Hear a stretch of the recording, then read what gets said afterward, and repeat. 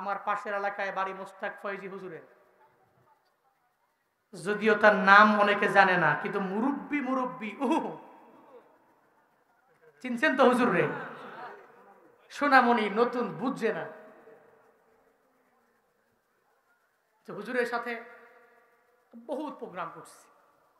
ওনার প্রোগ্রামের নিয়ম হলো উনি মঞ্চে বসেই আগেই বইলা দিবে আমার মাহফিলে আসা যাবে, বসা যাবে, লাগলে বসা থেকে শোয়া যাবে, মাগার উঠা যাবে না। মিশন এটাই, আসছেন বসছেন, মন চাইলে শুয়া যাবেন। যে এটা বলতে বলতে উনি উঠলো, কে কই যান না, ওঠাউঠি করলে আমি বয়ান বাদ দিয়া যে উঠছে তার বিষয়ে আগে 5 মিনিট বয়ান, এরপরে আবার তাফসিরে ঢুকবো। উঠাউঠি করা যাবে না, জিম মাইরা চুপ করে বসে থাকা লাগবে। আমি কিন্তু বুড়া হই নাই, জুয়ান আছে, চোখে পাওয়ার আছে কি নাই? আছে। দেখি, সবাইরে দেখি, কে উঠে না উঠে, কে কোন দিকে হাসে, কে কারে গুতা দেয়, সব দেখি আমি। আপনি এনে বন, দেখবেন যে সবারে কি সুন্দর দেখা যায়, ঠিক কিনা? এজন্য আমি দেখি সব। অন্তত পক্ষে একটু সময় ধৈর্য ধরে বসেন, দোয়া দিয়া এরপর বাড়ি যাবেন। আল্লাহ পাক তৌফিক দান করেন। পড়ে না আমি সূরাত ওয়াদ-দুহা, পবিত্র কুরআনের 93তম সূরা। এই সূরার আয়াত সংখ্যা হচ্ছে মোট 11টি।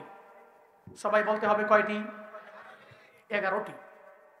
আল্লাহ পাক এই সূরাতে প্রথমত শপথ করেছেন প্রথম 2 আয়াতে, এরপরে আল্লাহ পাক নবীকে একটা বিষয়ে এনশিওর করেছেন 3টা আয়াতে, এরপরে 3টা আয়াতে আল্লাহ পাক নবী ছিলেন কি এ ব্যাপারে স্মরণ করিয়েছেন, এরপরে 3টা আয়াতে 2টা আয়াতে নিষেধ করেছেন, একটা আয়াতে আদেশ করেছেন। এভাবে 11টি আয়াত দিয়ে আল্লাহ পাক সূরাত ওয়াদ-দুহাকে সাজিয়ে জিবরাইলের মাধ্যমে নবীর উপর নাজিল করেছেন। নাজিল করলেন কখন? নবীজি হেরা গুহায় ধ্যান করতেন। কোন গুহায়? জীবনের প্রথম নাম শুনছেন হেরা গুহা। কোন গুহায়? আল্লাহ জীবনে একবার হলেও ওই হেরা গুহা নিজের নজর দিয়া, নিজের সচক্ষু দিয়া দেখার মতো তৌফিক প্রত্যেকটা ভাইকে দান করেন। পড়েন আমিন। হেরা গুহায় নবীজি ধ্যান করতেন। ওখানে গেলেন, ধ্যান করা অবস্থায় একদিন জিবরাইল আসলেন, নবীকে চাপ দিলেন, এ বিষয়ে কি ওয়াজ জানা নাই? বললেন ইকরা, পড়ুন। আমি পড়তে পারি না। নবী বললেন পড়তে পারি না। আবার চাপ দিলেন, বললেন ইকরা, পড়ুন।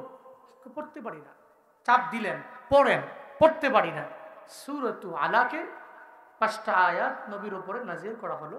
এরপরে নবীকে আল্লাহ পাক রব্বুল আলামিন 40 বছরে নবুয়তের বড় একটা মুকুট পরিয়ে দিলেন যে আপনি আখিরি নবী, এই পৃথিবীতে আপনার পরে আর কোন নবী আসবে নবী। এরপরে আম্মাজান খাদিজার ঘরে গেলেন, নিজের চাদর দিয়ে আবৃত করলেন। আল্লাহ পাক নাজিল করলেন ইয়া আইয়ুহাল মুজাম্মিল কুমিল লাইলা ইল্লা কলিলা। চাদর দিয়ে নিজেরা ঢাকছেন তো আল্লাহ পাক নবীরে বলছেন মুজাম্মিল। এরপরে কয়েকদিন পরে আবার বস্ত্র দিয়ে নিজেকে ঢেকে চলেন। আল্লাহ পাক নাজিল করছেন সূরা মুদ্দাসসির ইয়া আইয়ুহাল মুদ্দাসসির, হে বস্ত্রাচ্ছাদিত নবী, কুম ফানজির, দাঁড়ান, দণ্ডায়মান হন, অতঃপর জাতিকে সতর্কের বাণীগুলো পৌঁছান। রাব্বাক ফাকাব্বির, আপনার রব যে বড়, মানুষকে বলেন। সুবহানাল্লাহ পড়বেন না?